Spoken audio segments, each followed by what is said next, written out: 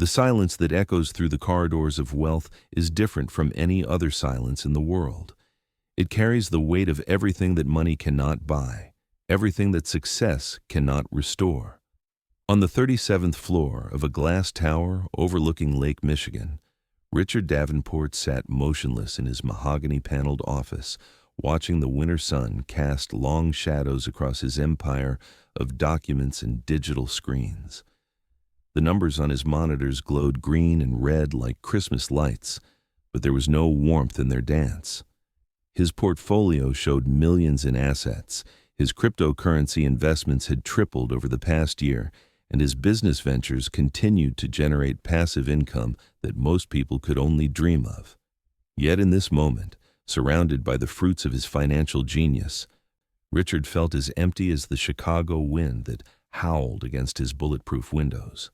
I don't know where you're listening to this story from. Perhaps you're sitting in your favorite chair after a long day, maybe holding a cup of coffee that's grown cold while you think about paths not taken, dreams deferred, or people who once filled your life with laughter. It doesn't matter what time it is or how tired you might feel.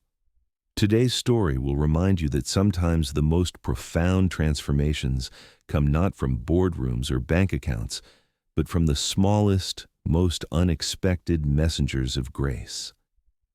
Richard's penthouse apartment in Gold Coast was a monument to success and a mausoleum to love. Every piece of furniture had been chosen by interior designers whose fees exceeded most people's annual salaries. The marble floors reflected the city lights like a frozen lake, and the silence was so complete that even the hum of the air conditioning seemed intrusive. 5 years had passed since Grace's funeral. 5 years since the last genuine laughter had echoed through these halls. The photographs on his mantelpiece told the story of a different man, a younger Richard with bright eyes, holding his wife close, both of them smiling with the confidence of people who believed their happiness was unshakable. Now those frames gathered dust like artifacts from a civilization that had ceased to exist. The transformation from the vibrant husband and father in those photographs to the hollow-eyed businessman of today had been gradual, like the way winter slowly bleaches the color from autumn leaves.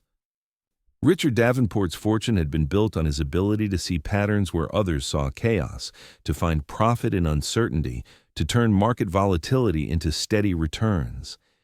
His investment firm managed portfolios worth hundreds of millions. His real estate holdings stretched across 3 states, and his early adoption of blockchain technology had made him one of Chicago's cryptocurrency millionaires. But wealth, Richard had discovered, was like a beautiful prison. The more you accumulated, the higher the walls grew around you, until even the sky seemed unreachable. Grace had been his anchor to humanity, the one person who could make him forget about dividend yields and capital gains, who reminded him that life's greatest treasures couldn't be traded on any exchange. She had filled their home with music, playing piano in the evenings while he worked late, her melodies drifting through the apartment like gentle prayers.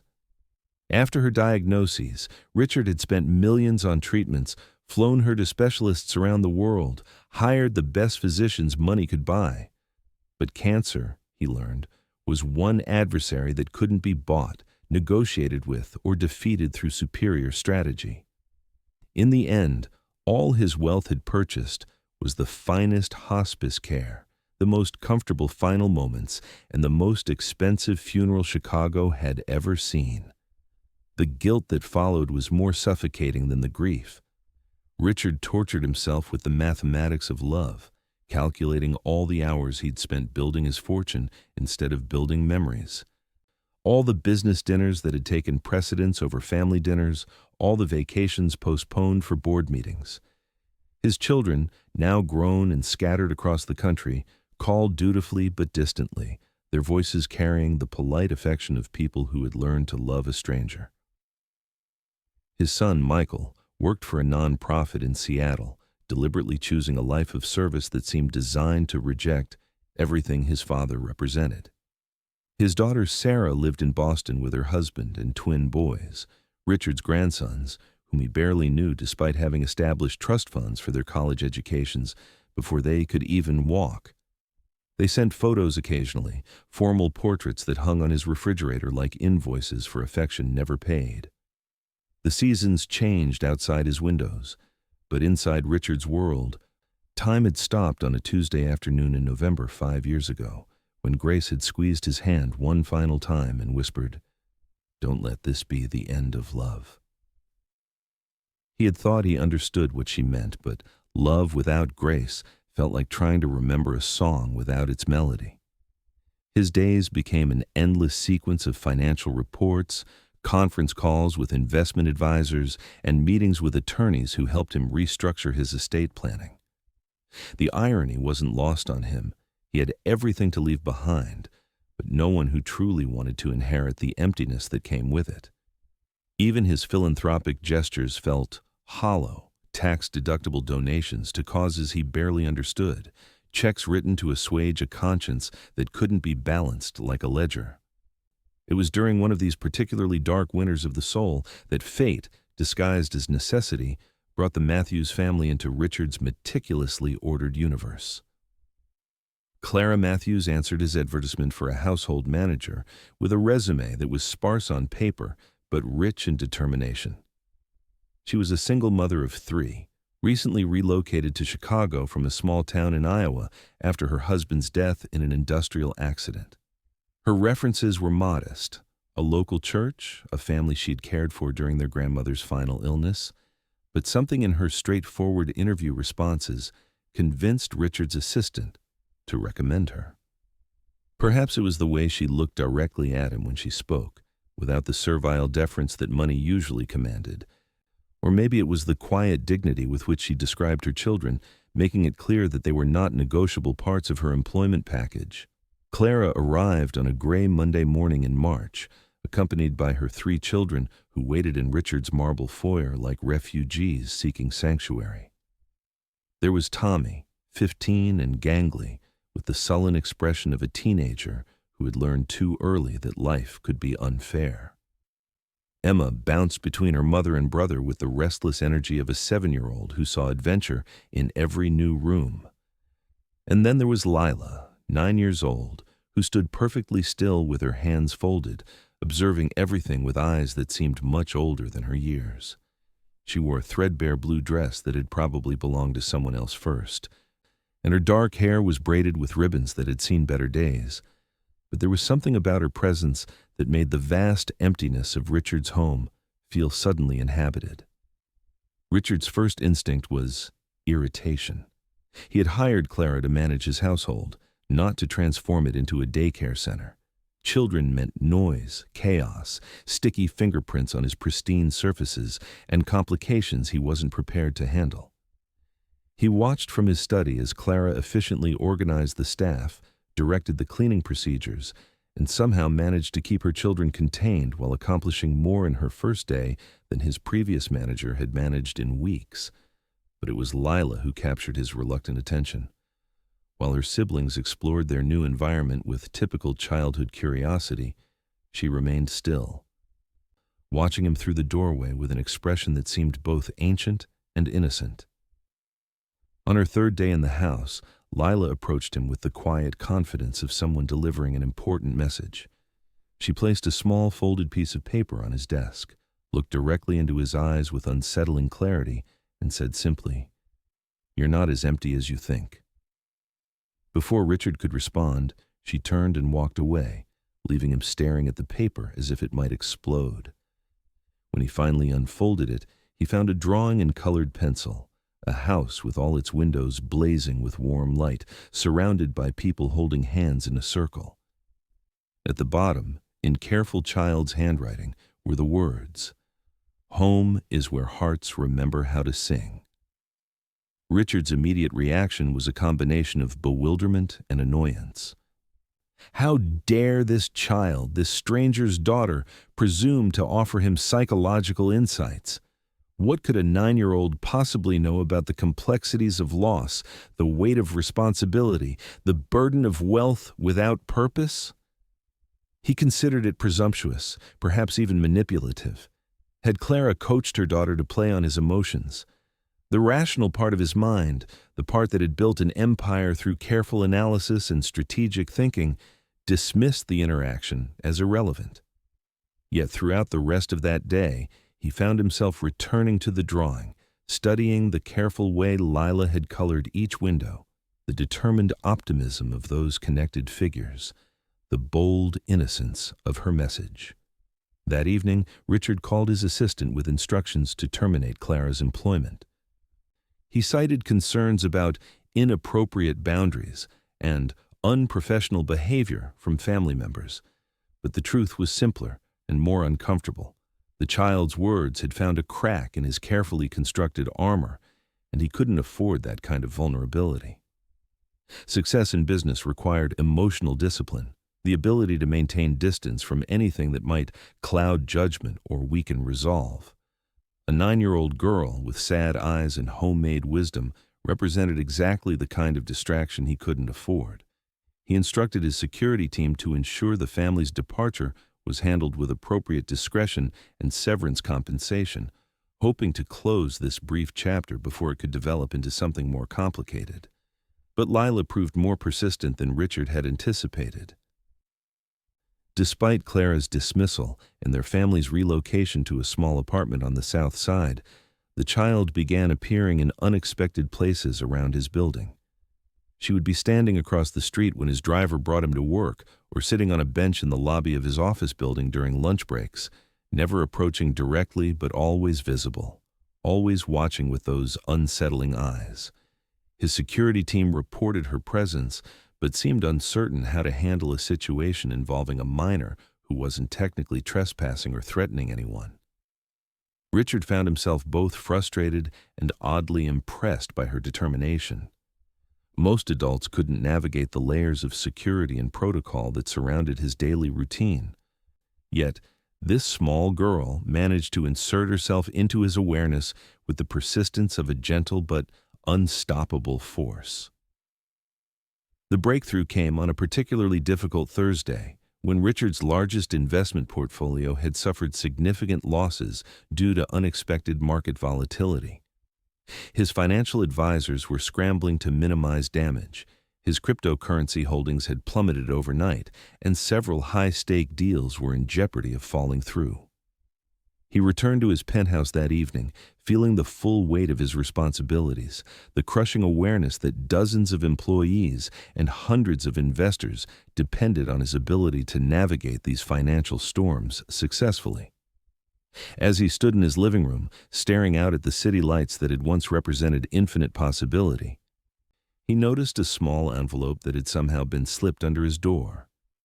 Inside was another drawing from Lila, this one more sophisticated than the first. She had sketched what appeared to be a complex pattern of interconnected circles and lines, with numbers written in the margins that corresponded exactly to several of the financial indicators he'd been studying that day. At the bottom of the page, in her careful script, she had written, "Patterns hide in plain sight. The answer is always simpler than the question." Richard studied the drawing for hours, cross-referencing her numbers with his market data, and slowly began to see what she had somehow intuited, a correlation between seemingly unrelated economic factors that his computer models had missed entirely. Following her pattern, he restructured several investments and managed to not only recover his losses, but generate substantial gains by the end of the following week. This impossible coincidence forced Richard to reconsider everything he thought he knew about intelligence, intuition, and the nature of wisdom itself. How could a 9-year-old girl with no formal education in finance or economics see patterns that had escaped his team of Harvard-trained analysts? Was it luck, or was there something deeper at work, some kind of natural gift that transcended traditional learning? Against his better judgment, he found himself curious about Lila's other insights, wondering what else she might see that had remained invisible to his trained eyes.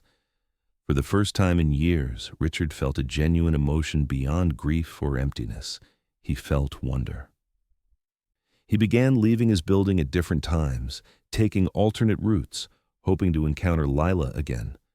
When he finally found her sitting in Grant Park on a sunny Saturday afternoon, feeding pigeons with breadcrumbs saved from her school lunches, he approached her with the caution of someone diffusing a delicate explosive.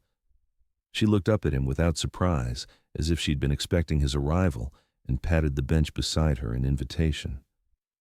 They sat together in comfortable silence for several minutes, watching the birds compete for crumbs, before Richard finally asked the question that had been haunting him. "How did you know about the patterns in my investments?" Lila considered this seriously before responding, her young voice carrying the weight of someone much older. "Numbers talk to each other when people aren't listening. They make shapes in the air, like music you can see. My daddy used to say that everything connects to everything else. You just have to know how to look sideways at the world." She handed him a piece of bread to throw to the pigeons, and Richard found himself participating in this simple ritual as if it were a sacred communion. "My mama thinks I'm strange," Lila continued matter-of-factly, "but strange isn't the same as wrong. Sometimes strange is just a different kind of true." Over the following weeks, these chance encounters became deliberate meetings. Richard would find excuses to walk through the park, to take lunch at small cafes where Lila might appear, to linger in bookstores and libraries where she spent her after-school hours. Their conversations were unlike anything he had experienced, part philosophy, part mathematical theory, part childlike wonder at the world's hidden connections. Lila spoke about numbers as if they were living creatures, described market trends as weather patterns, and explained complex economic relationships through stories about animals and seasons and the way flowers knew when to bloom. Her insights were often cryptic, but invariably accurate, leading Richard to insights that improved his investment strategies and deepened his understanding of how financial systems truly operated. But more than her unusual gifts, Richard found himself drawn to Lila's fundamental approach to existence. She lived with a kind of radical acceptance that he had never encountered, facing uncertainty with curiosity rather than fear, treating setbacks as puzzles rather than failures. When she spoke about her father's death, it was with sadness but without bitterness, as if tragedy were simply another part of life's larger pattern rather than an injustice to be fought or a wound to be forever nursed. She seemed to carry within her the kind of peace that Richard had spent his entire adult life trying to purchase through achievement and accumulation, yet she possessed it naturally, effortlessly, as if it were her birthright rather than her prize. During one of their conversations in early summer, as they sat by the lake watching sailboats navigate the afternoon wind, Lila made an observation that stopped Richard's heart. "Sometimes God puts on a child's face when grown-ups forget how to see miracles." Her words carried no theological agenda, no attempt to convert or convince, just a simple statement of what seemed to her an obvious truth. Richard, who hadn't prayed or attended church since Grace's funeral, felt something stir within him that he had thought permanently buried.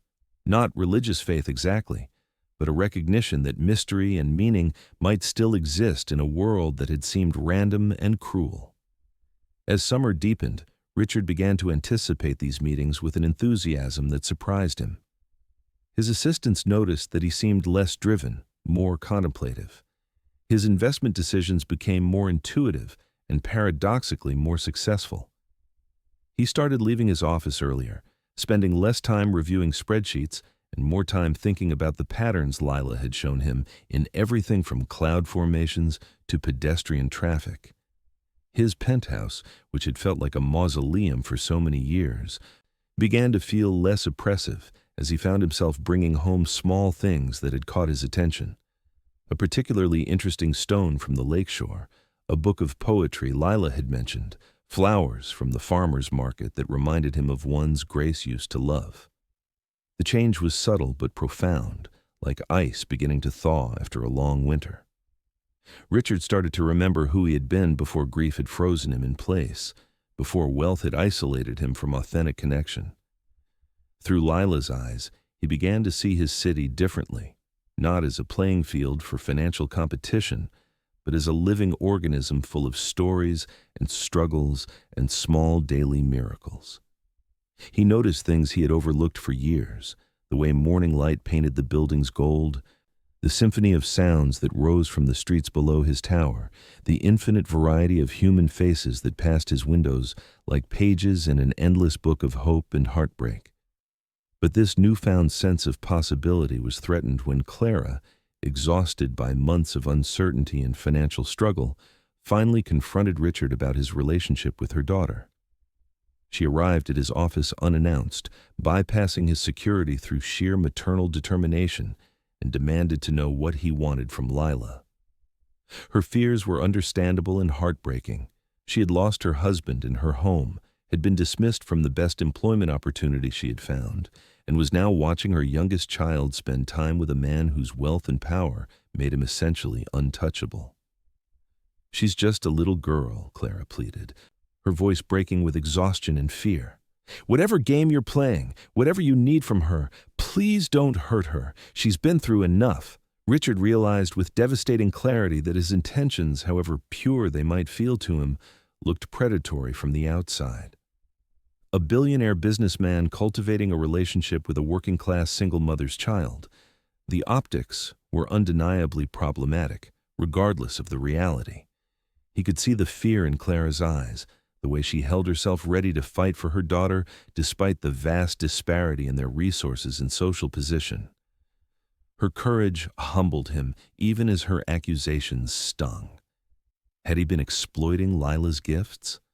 Was his fascination with her insights just another form of consumption? Another way of taking what he needed without considering the cost to others? These doubts deepened when Richard's business associates began expressing concerns about his recent behavior. His investment strategies, while successful, had become less predictable. His decision-making process had grown more intuitive and therefore harder to explain to clients who expected detailed analytical justifications for their portfolio management. Rumors began circulating about his mental state, speculation about whether the pressure of managing such vast wealth had finally affected his judgment. Several major clients requested meetings to discuss their concerns, and Richard found himself struggling to explain insights that came from a 9-year-old's interpretation of market patterns without sounding completely unhinged.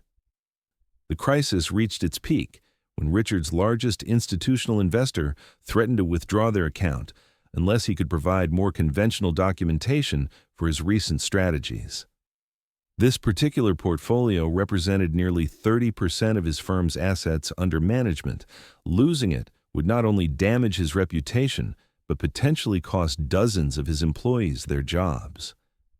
Richard spent sleepless nights trying to translate Lila's intuitive wisdom into language that would satisfy skeptical auditors and nervous board members.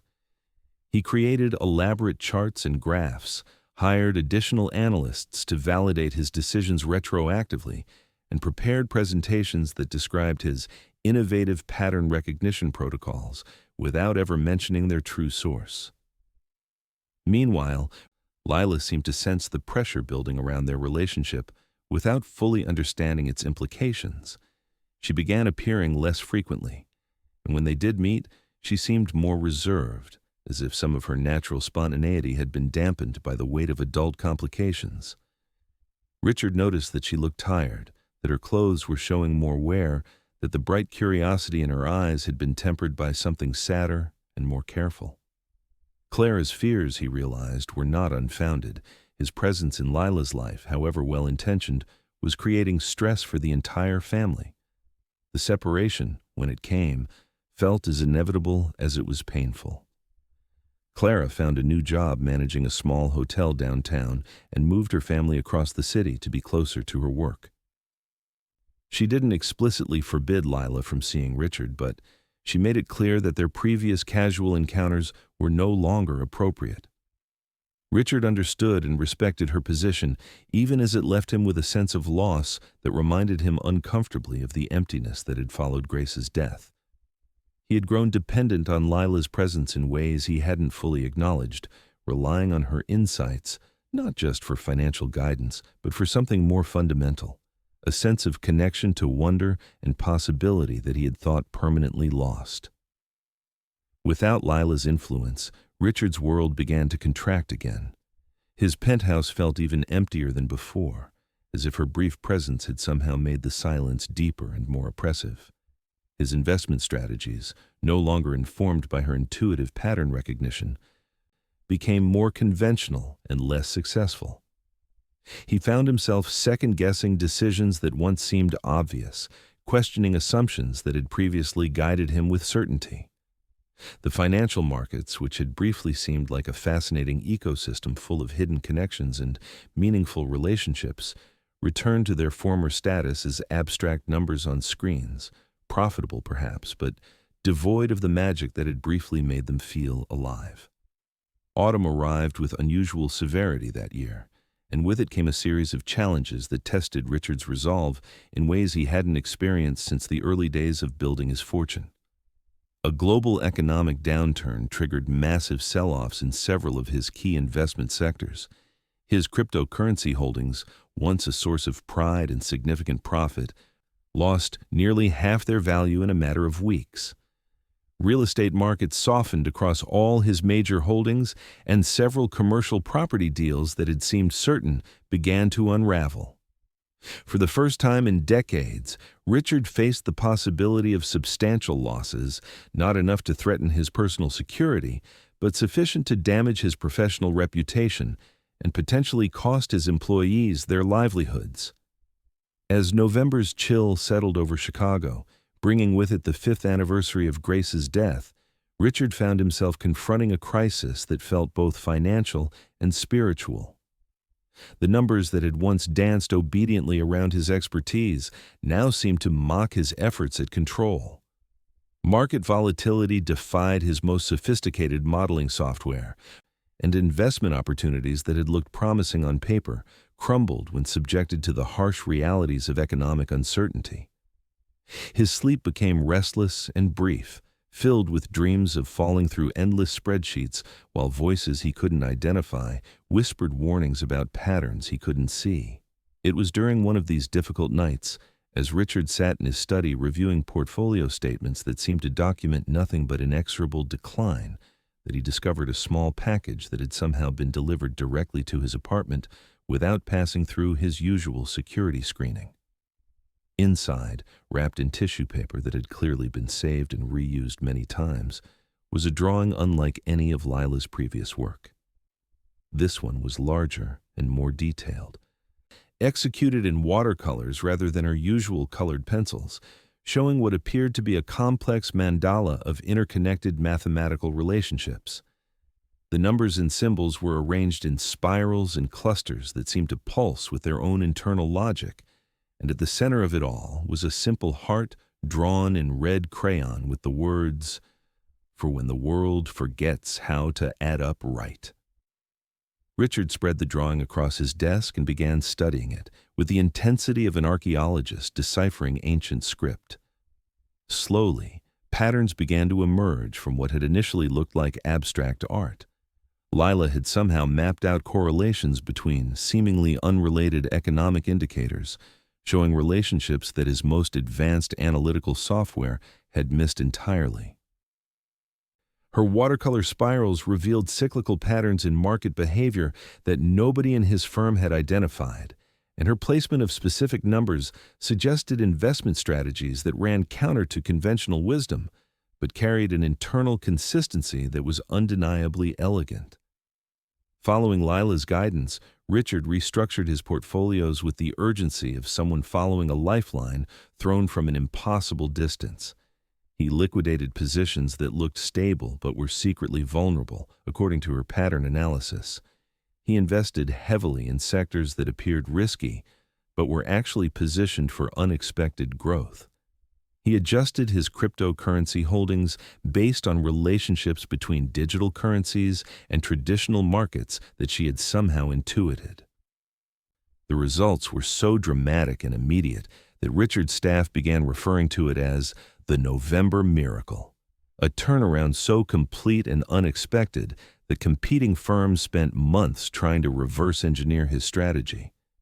But the true miracle revealed itself only when Richard examined the drawing more closely under magnification, searching for clues about how Lila had achieved such impossible accuracy. Hidden within the watercolor patterns, almost invisible unless viewed from precisely the right angle, was a small symbol that made Richard's hands tremble as he recognized it. It was a birthmark, a distinctive crescent-shaped mark that had been passed down through Grace's family for generations, a genetic signature that appeared randomly in each generation like a hidden blessing. Richard had seen it on Grace's shoulder, had watched her trace it with her finger while telling him stories about her grandmother and great-aunt who had carried the same mark. And now, impossibly, he was looking at that same distinctive shape recreated in watercolor by a 9-year-old girl who should have had no knowledge of his wife's family history. The revelation crashed over Richard like a wave that had been building for months without his awareness. Lila wasn't just an unusually gifted child who happened to cross his path. She was family. Somehow, impossibly, Grace's bloodline had survived and found its way back to him through this small girl with ancient eyes and impossible wisdom. The mathematical gifts that had seemed so mysterious suddenly made perfect sense. Grace's family had always produced individuals with unusual analytical abilities, people who could see patterns and connections that eluded conventional understanding. Lila's intuitive grasp of financial markets wasn't supernatural. It was genetic, inherited from ancestors who had used the same gifts in different contexts across generations. Richard's hands shook as he reached for his phone, calling his private investigator with instructions to research Clara Matthews's family history with utmost discretion and urgency. Within days, the connections became clear. Clara's maiden name was Morrison, and her late husband had been Grace's distant cousin, a relationship so remote that it had never come up in casual conversation, but close enough to carry that distinctive genetic marker. Lila was Richard's step-great-niece, a connection that explained both her unusual abilities and the inexplicable sense of familiarity he had felt from their first meeting. She had been drawn to him not by coincidence, but by the same intuitive recognition that had guided her understanding of market patterns. She had sensed a family connection that existed below the level of conscious awareness. The discovery transformed Richard's understanding of everything that had happened over the past months. His initial attraction to Lila's insights, his growing comfort in her presence, the way her wisdom had seemed to heal wounds he hadn't even realized were still bleeding, all of it made sense through the lens of family recognition. She hadn't been trying to manipulate or exploit him. She had been unconsciously responding to genetic memory, to the call of bloodline and belonging that transcended rational explanation. Her drawings and insights weren't just gifts from a precocious child. They were messages from family, expressions of love and connection that had found a way to bridge the gap between his isolation and her intuitive understanding of what he needed most. Armed with this knowledge, Richard approached Clara with a completely different conversation than their previous confrontation. He requested a meeting at a neutral location, a small cafe near her workplace, and came prepared not with explanations or justifications, but with documentation. Birth certificates, family trees, genetic markers, and genealogical research that proved beyond doubt the connection between Lila and Grace's lineage. Clara's initial skepticism gave way to amazement as she realized that her daughter's unusual relationship with this powerful stranger had been guided by something deeper than chance or corruption. The conversation that followed was unlike anything Richard had experienced since Grace's illness, honest, emotional, and transformative in ways that reminded him why human connection mattered more than any financial achievement. Clara wept as she realized that Lila's father, her late husband, had carried stories and genetic gifts from a family he had barely known. She had always sensed that her youngest daughter was special, but she had feared that specialness would make her vulnerable in a world that often exploited rather than nurtured unusual talents. Learning that Lila's gifts were part of a family legacy, that her wisdom and insights connected her to generations of remarkable individuals, transformed Clara's fear into something closer to pride and protective determination. Richard proposed a solution that honored both Clara's maternal instincts and Lila's extraordinary potential. Rather than the informal and somewhat problematic arrangement they had stumbled into previously, he suggested creating a formal family foundation dedicated to identifying and nurturing unusual mathematical and analytical talents in children from disadvantaged backgrounds. Clara would serve as the foundation's executive director, with a salary and benefits package that would provide security for her family while allowing her to use her natural organizational abilities in service of something larger than personal survival. Lila would become the foundation's first young scholar, with access to educational resources and mentorship that would develop her gifts within a supportive community rather than isolating her as a curiosity or exploiting her as a resource. This arrangement satisfied the practical concerns while honoring the deeper emotional truths that had been revealed. Richard would be able to maintain a relationship with Lila that was both familial and appropriate, serving as the successful relative who could provide opportunities and guidance while Clara remained the primary parent and protector. Lila would receive the intellectual stimulation and educational support her gifts required without being burdened by adult responsibilities or expectations that exceeded her emotional maturity. Most importantly, all three of them would be able to acknowledge and celebrate the family connection that had drawn them together, no longer hiding from a relationship that had always been meant to be. The transformation in Richard's life that followed was visible to everyone in his orbit. His penthouse apartment, which had served as a monument to loss and isolation for so many years, began to show signs of actual inhabitation.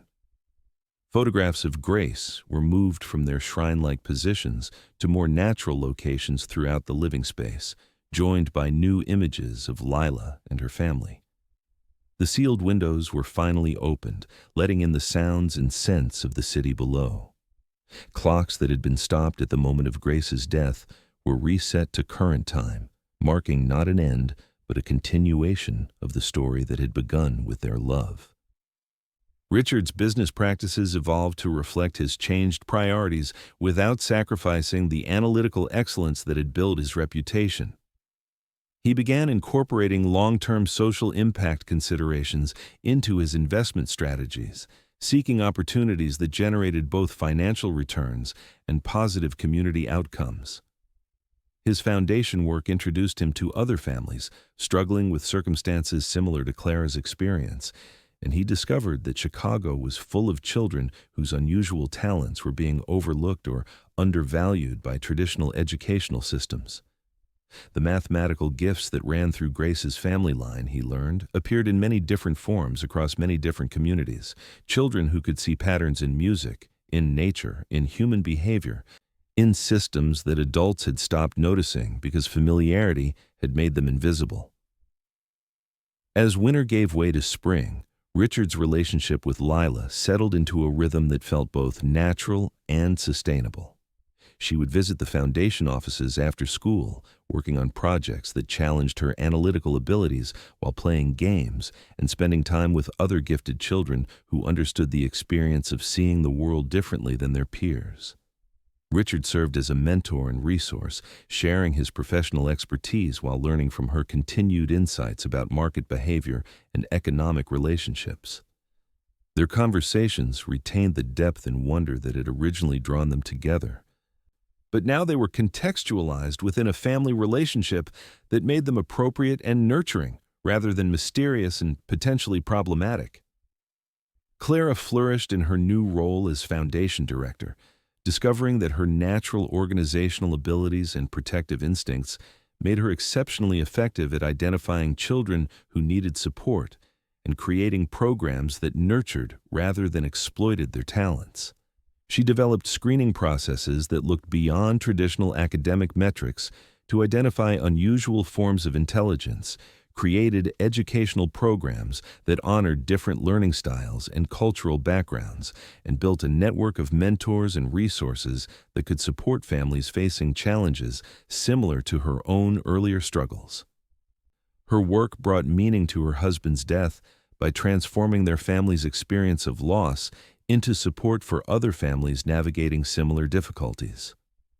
Over time, Richard began to understand that Lila's gift for seeing hidden patterns extended far beyond financial markets into realms of human relationship and emotional connection.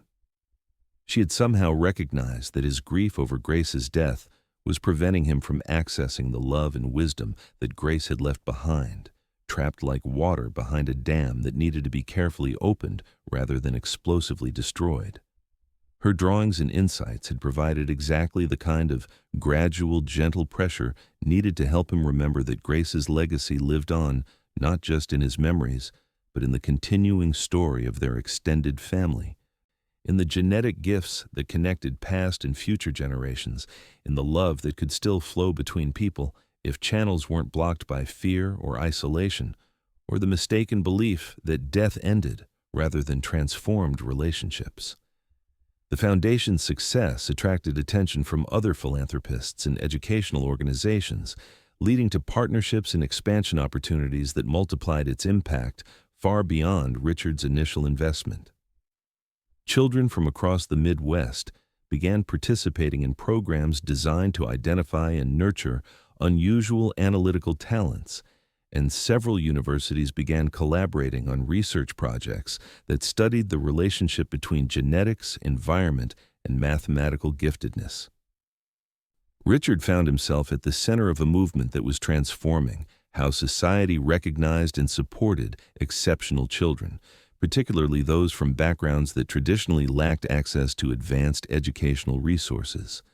But the most profound changes were personal rather than professional. Richard's relationship with his adult children began to thaw as they witnessed his transformation from distant father to engaged family member. Michael, his son in Seattle, started calling more frequently and eventually brought his own children to visit Chicago so they could meet their grandfather and participate in foundation activities. Sarah, his daughter in Boston, began including Richard in family holidays and celebrations, recognizing that his newfound ability to connect with children might extend to repairing relationships with his own offspring. The grandchildren who had previously known him only as the source of mysterious trust fund deposits began to see him as an actual person, someone who could tell stories and ask questions and express genuine interest in their lives. By the second anniversary of his first meeting with Lila, Richard's transformation was so complete that colleagues who had known him during his years of isolation struggled to reconcile their memories with the engaged, philanthropic, family-oriented man he had become. His investment firm had actually become more profitable as his strategies incorporated longer-term thinking and social responsibility considerations that attracted clients seeking both financial returns and ethical alignment. His personal life, once characterized by emptiness and routine, had filled with relationships and activities that brought genuine satisfaction rather than mere distraction from persistent grief.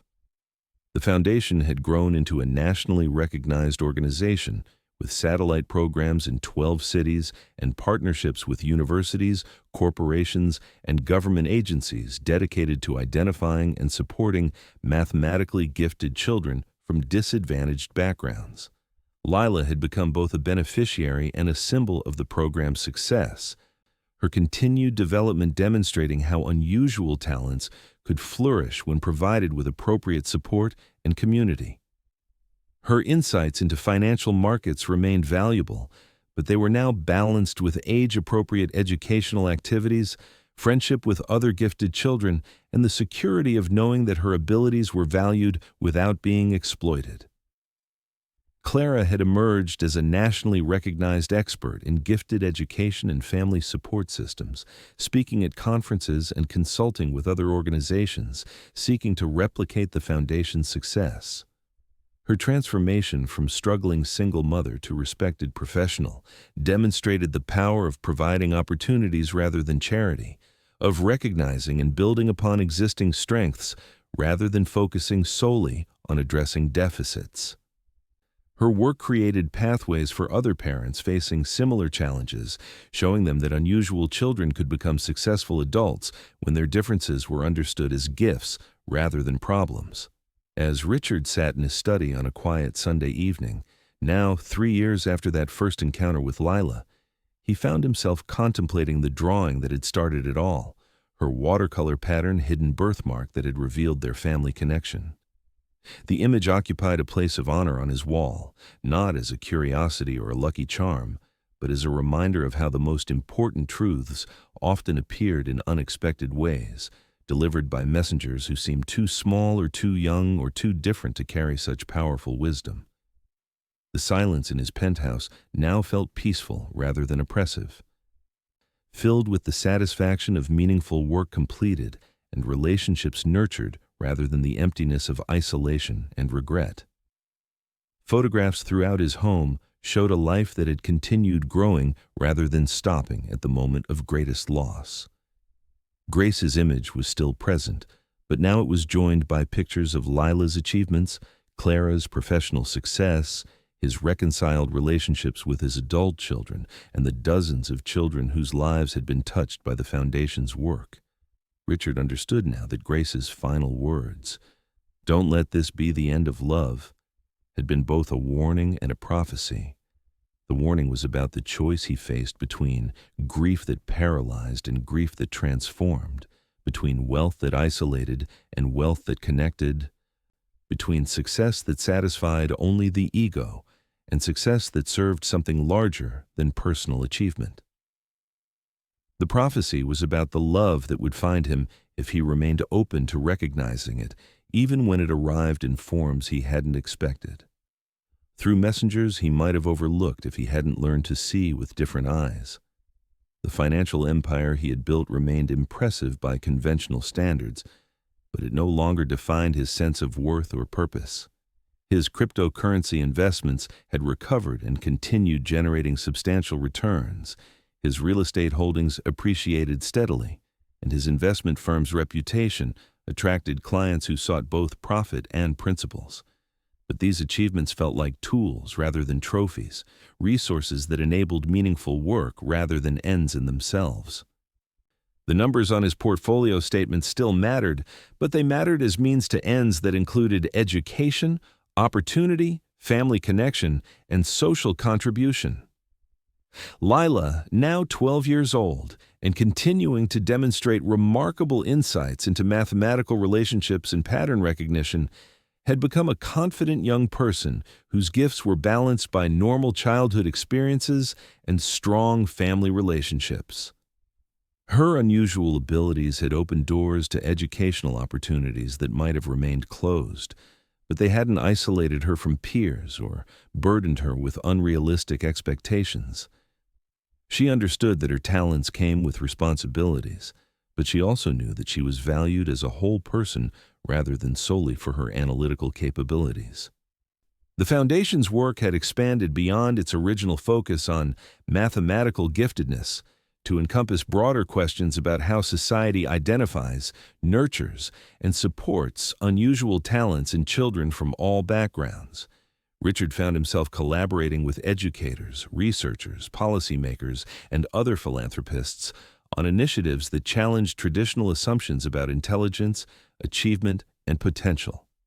His business experience proved valuable in developing sustainable funding models and efficient operational structures, but the real expertise came from children and families who understood the daily realities of living with gifts that didn't fit conventional categories. As the years passed, Richard often reflected on the mysterious nature of the timing that had brought Lila into his life. If Clara hadn't needed employment at exactly the moment when his previous household manager retired, if Lila hadn't possessed the combination of mathematical insight and emotional intuition that could penetrate his defensive barriers, if his financial crisis hadn't created the circumstances where her pattern analysis became obviously valuable, any number of different factors might have prevented their paths from crossing. Yet somehow, all the necessary elements had aligned to create the possibility for transformation that neither of them could have orchestrated individually. The story of their connection had become part of the Foundation's folklore, shared with new families as an example of how unexpected relationships could change lives in ways that conventional support systems sometimes couldn't achieve. Richard was careful not to romanticize the process or suggest that every unusual child needed a wealthy benefactor to realize their potential. The Foundation's programs were designed to provide systematic support that didn't depend on chance encounters or individual generosity. But he recognized that their story illustrated important truths about the power of seeing beyond surface appearances, the value of listening to voices that might seem too young or too different to carry wisdom, and the transformative potential of relationships that honored both practical needs and deeper connections.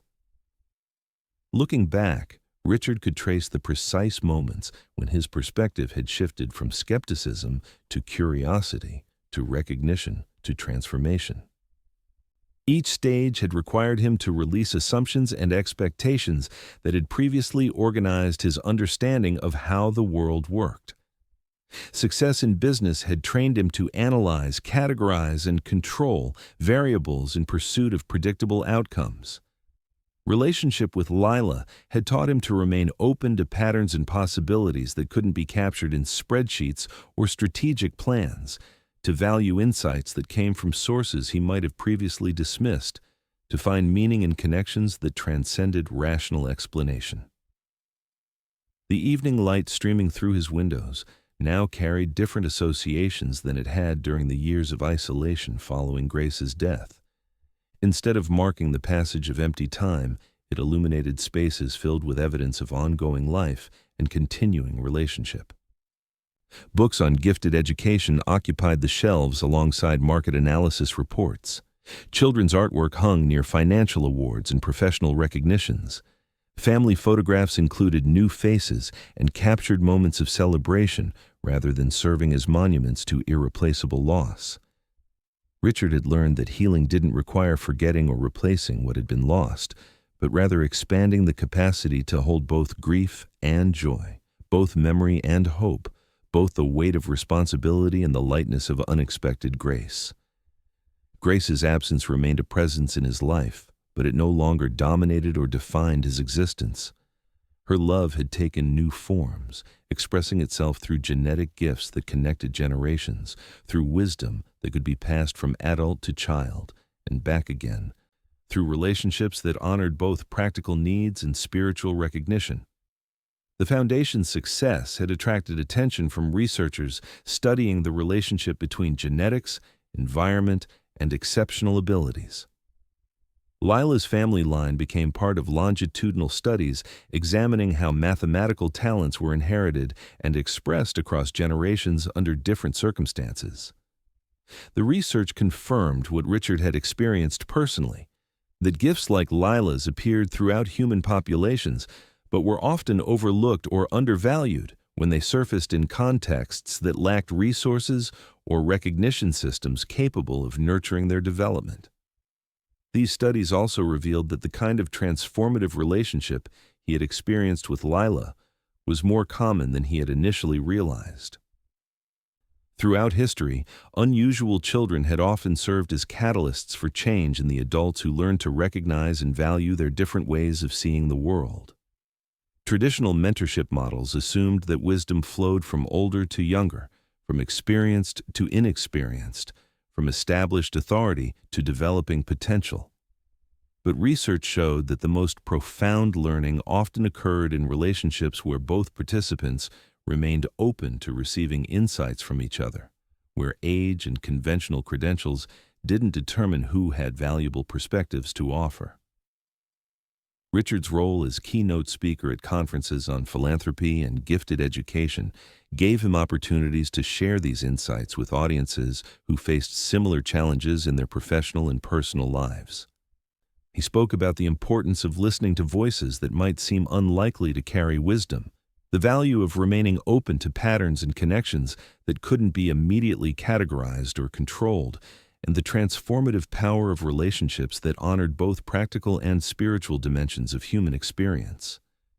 But his most meaningful moments continued to be the quiet conversations with Lila, discussions that ranged from mathematical theorems to philosophical questions to observations about human nature and market behavior. Her insights remained valuable guides for his investment strategies, but they were now embedded within a relationship that valued her as a whole person rather than focusing solely on her analytical gifts. She understood that her abilities came with opportunities and responsibilities, but she also knew that she was loved and supported regardless of her performance or productivity. The circular nature of their relationship, where the adult who had initially hoped to provide guidance discovered that he needed wisdom from the child he intended to help, had become a model for the Foundation's approach to supporting gifted children and their families. Programs were designed to recognize that learning flowed in multiple directions, that children often understood things that adults had forgotten or overlooked, and that the most effective support systems created opportunities for mutual discovery rather than imposing predetermined outcomes. Clara's perspective as both a mother and a professional had shaped policies that protected children from exploitation while ensuring they had access to educational and developmental opportunities that matched their abilities. Her experience navigating the tension between nurturing her daughter's gifts and protecting her childhood had informed guidelines that other parents could follow when their own children demonstrated unusual talents. The Foundation's family support services acknowledged that exceptional children often came from families facing multiple stresses and that effective intervention required addressing practical needs alongside educational enrichment. As Richard prepared for another Foundation board meeting where they would review the year's achievements and plan future expansion, he reflected on how completely his definition of success had evolved. The metrics that mattered now included not just financial returns and program statistics, but also stories of transformation, evidence of strengthened families, reports of children who had found their places in communities that learned to value their distinctive contributions. The Foundation's work had created ripple effects that extended far beyond their direct services, inspiring other organizations and changing conversations about how society could better recognize and support different forms of giftedness. The little girl who had once handed him a drawing with the message, "You're not as empty as you think," had become a young person whose continued presence in his life served as a daily reminder of the profound changes that could occur when adults learn to see with different eyes. Her mathematical insights remained remarkable, but they were now balanced by typical adolescent interests and challenges, friendships with peers who appreciated her abilities without being intimidated by them, and the security of knowing that she belonged to a family and community that valued her contributions while supporting her overall development.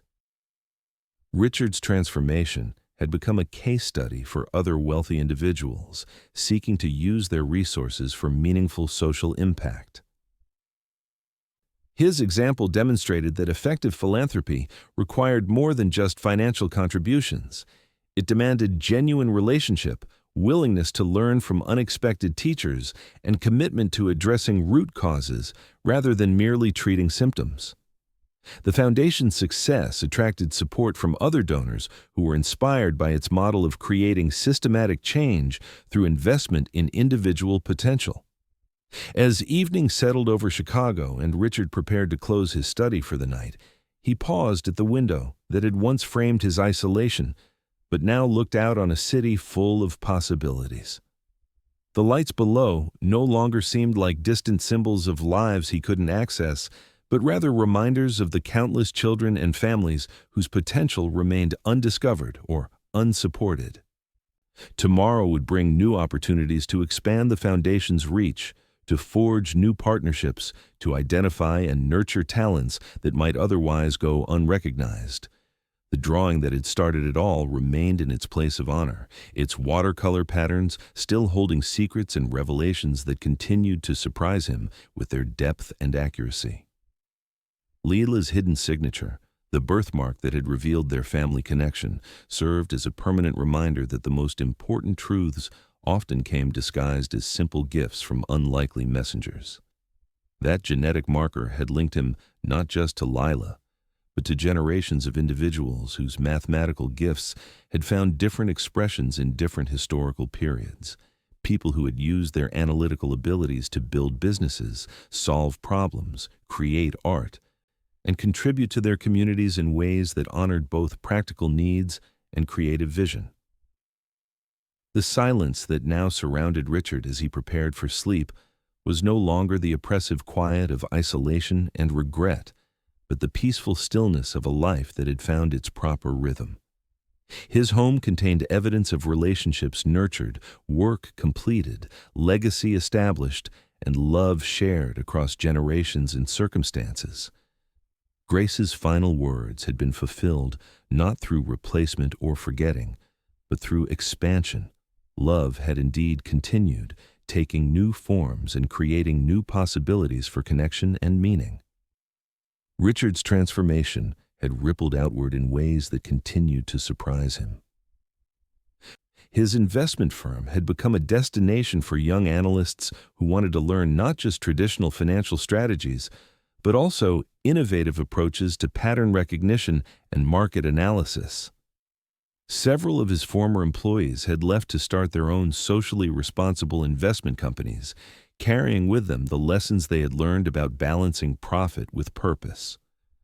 The firm's client base had evolved to include more nonprofit organizations, educational institutions, and mission-driven businesses seeking investment partners who understood that sustainable returns required attention to long-term social and environmental impacts. The mathematical gifts that ran through Grace's family line had become the subject of academic research that extended far beyond the foundation's immediate work. Universities across the country were studying how genetic predispositions toward pattern recognition manifested in different environmental contexts and how early identification and support could help children develop their abilities while maintaining balanced social and emotional development. Lila had volunteered to participate in several of these studies, understanding that her experiences might help other children who shared similar gifts but lacked similar support systems. Clara's expertise in family support and gifted education had led to consulting opportunities with school districts, state education departments, and federal agencies working to improve how public education systems identified and served exceptional children.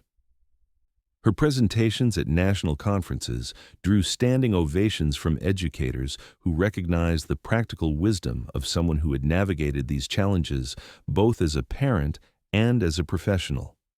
She had become a powerful advocate for policy changes that would ensure gifted children from all backgrounds had access to appropriate educational opportunities.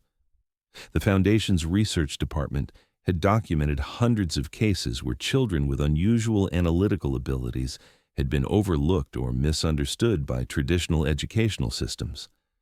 Some had been labeled as learning disabled because their way of processing information didn't match conventional expectations. Others had been dismissed as underachievers because their insights couldn't be easily measured by standardized tests. Many had been isolated or bullied by peers who didn't understand their different ways of seeing the world. The Foundation's intervention strategies had helped dozens of these children not only academic success, but also social integration and emotional well-being. Richard's personal library had grown to include works on child development, cognitive psychology, genetics, and educational theory alongside his traditional collection of business and financial texts. His evenings were often spent reading research papers about giftedness, reviewing case studies from the Foundation's work, or corresponding with other researchers and practitioners who were studying similar questions. The intellectual stimulation he had once found only in market analysis had expanded to encompass broader questions about human potential, social justice, and the responsibility that came with having resources to create change. The Foundation's summer programs had become a model for other organizations seeking to provide enrichment opportunities for gifted children from underserved communities. These intensive educational experiences brought together children from across the region for several weeks of advanced coursework, creative projects, and social activities designed to help them understand that their differences were strengths rather than problems. Many of the program's alumni had gone on to pursue advanced degrees in mathematics, engineering, computer science, and other fields where their analytical abilities could flourish. Lila's own development continued to amaze everyone who knew her. Now, 13 years old, she had begun mentoring younger children in the Foundation's programs, showing them how to translate their intuitive understanding of patterns into practical problem-solving skills. Her ability to see connections between seemingly unrelated systems had evolved beyond financial markets to include ecological relationships, social dynamics, and technological innovations. She had developed a particular interest in how mathematical principles could be applied to environmental sustainability challenges, and several of her insights had been incorporated into university research projects studying climate change mitigation strategies. The relationship between Richard and Lila had settled into something that felt completely natural and sustainable. She called him Uncle Richard now, acknowledging both their family connection and the role he played in her life as mentor and supporter. Their weekly conversations covered everything from advanced mathematical concepts to typical teenage concerns about friends and school activities. Richard found that his ability to offer guidance had grown along with his understanding of child development and family dynamics, and Lila seemed to appreciate having an adult in her life who could understand her intellectual gifts while also supporting her emotional and social development. Clara's relationship with Richard had evolved into genuine friendship and professional partnership. They worked together seamlessly in managing the Foundation's operations, with Clara handling the day-to-day administrative functions while Richard focused on strategic planning and fundraising. Their different backgrounds and perspectives complemented each other perfectly. Clara's grassroots understanding of family needs balanced Richard's high-level strategic thinking, while his business connections opened doors that might have remained closed to programs focused solely on serving disadvantaged populations. The success of their work together had attracted attention from other philanthropists seeking to create similar programs in different geographic regions. Richard found himself serving on advisory boards for foundations in other states, sharing the lessons they had learned about identifying talent, supporting families, and creating sustainable programs that could operate effectively across different cultural and economic contexts. These consulting relationships had created a network of organizations working toward similar goals, allowing for resource sharing, best practice development, and coordinated advocacy for policy changes that would benefit gifted children nationwide. As Richard reflected on the approaching 4th anniversary of his first meeting with Lila, he marveled at how completely his understanding of wealth, success, and purpose had been transformed. The financial resources that had once felt like beautiful prisons had become tools for liberation, not just his own, but for dozens of families whose children's potential might otherwise have gone unrecognized or undeveloped. His business skills, refined through decades of market analysis and strategic planning, had found new applications in program development, partnership building, and advocacy work that created value far beyond what could be measured in monetary terms. The penthouse that had once seemed like a monument to isolation now served as a gathering place for board meetings, strategy sessions, and celebration events that brought together children, families, researchers, and supporters from across the Foundation's extended community. The marble floors that had once reflected only emptiness now echoed with laughter and conversation from people who had found in this space not luxury for its own sake, but evidence that resources could be used to create connection, opportunity, and hope. Richard's investment strategies had evolved to incorporate what he privately called Lila principles, approaches to market analysis that looked for patterns and connections that might not be immediately obvious to conventional analytical methods. His portfolio performance had actually improved as he learned to balance traditional quantitative analysis with more intuitive pattern recognition, and several of his strategies had been adopted by other investment firms seeking to improve their own market prediction capabilities. The success of these approaches had led to academic papers, conference presentations, and consulting opportunities that allowed him to share insights about how different forms of intelligence could enhance financial analysis and strategic planning. But perhaps the most significant transformation was in Richard's relationship with his own mortality and legacy.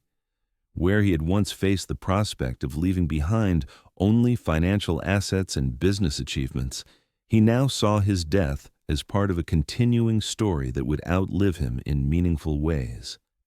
The foundation would continue its work long after he was gone. The children and families it had served would carry forward the lessons they had learned, and the research it had supported would contribute to better understanding of how society could nurture and support different forms of human giftedness. Lila's continued development served as a daily reminder that the most important investments were those made in human potential rather than financial instruments. Her mathematical insights had evolved beyond market analysis to encompass broader questions about system optimization, resource allocation, and sustainable development that could benefit society in ways that transcended any individual financial return.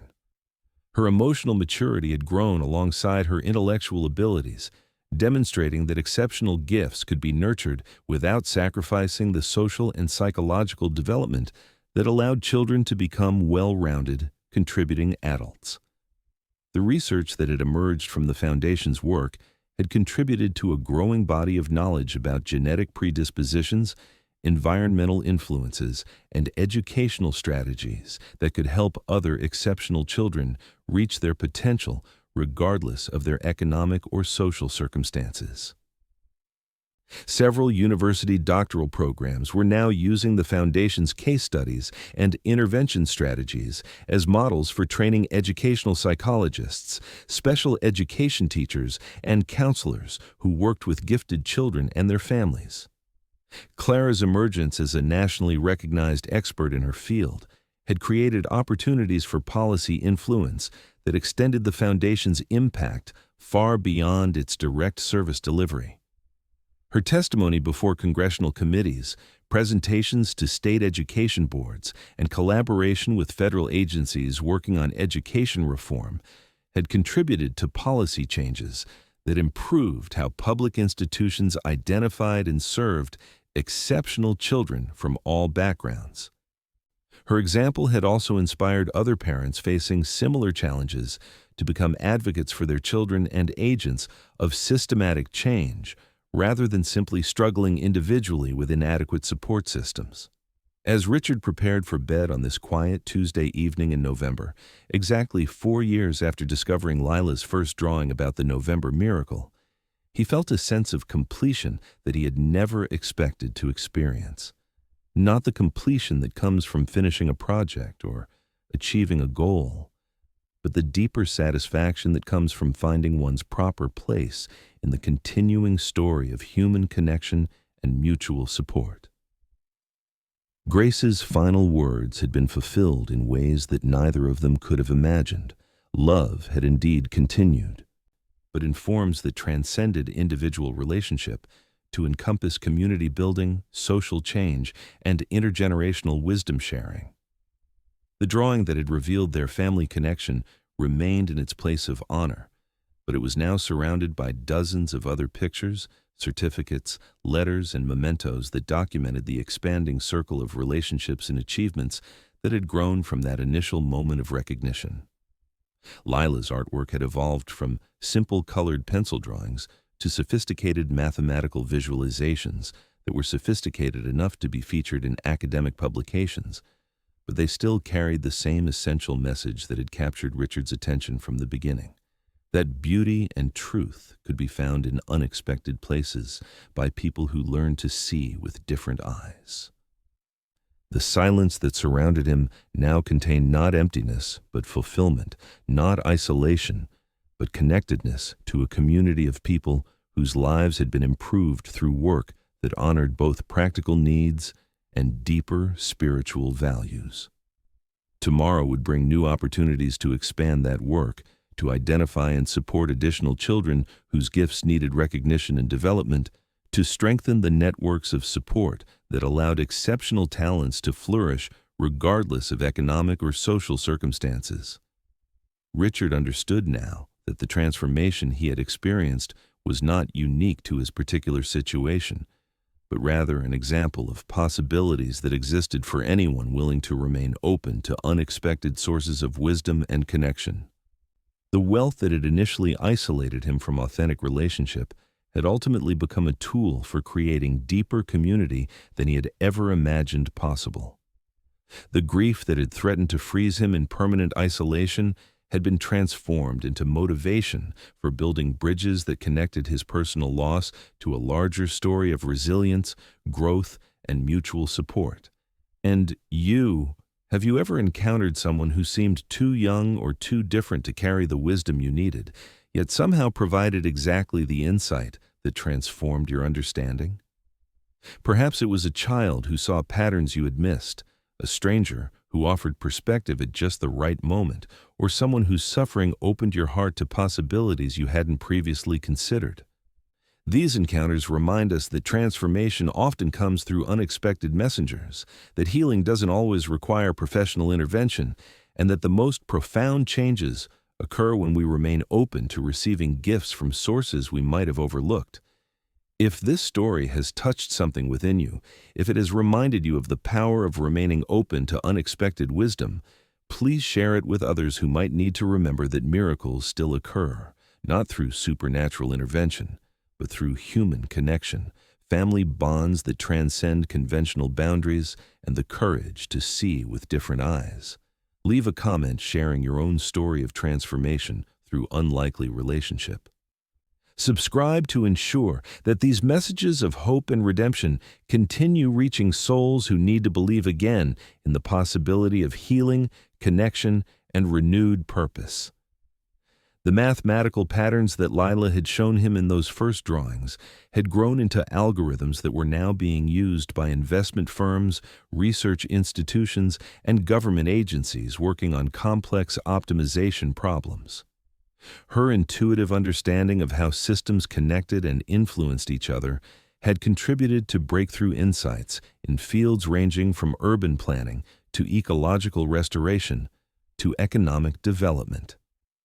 The little girl who had once fed pigeons in Grant Park had become a young woman whose vision extended far beyond individual success to encompass questions about how human society could be organized in ways that honored both individual giftedness and collective well-being. And perhaps most importantly, their story had become part of a growing movement that challenged traditional assumptions about where wisdom could be found, how talent should be identified and nurtured, and what responsibilities came with having resources that could be used to create positive change. The silence that had once echoed through empty corridors of wealth had been transformed into the vibrant sound of voices raised in support of children whose gifts needed recognition, families whose struggles required assistance, and communities whose potential remained undeveloped because society had not yet learned to see with eyes that could recognize different forms of value and contribution.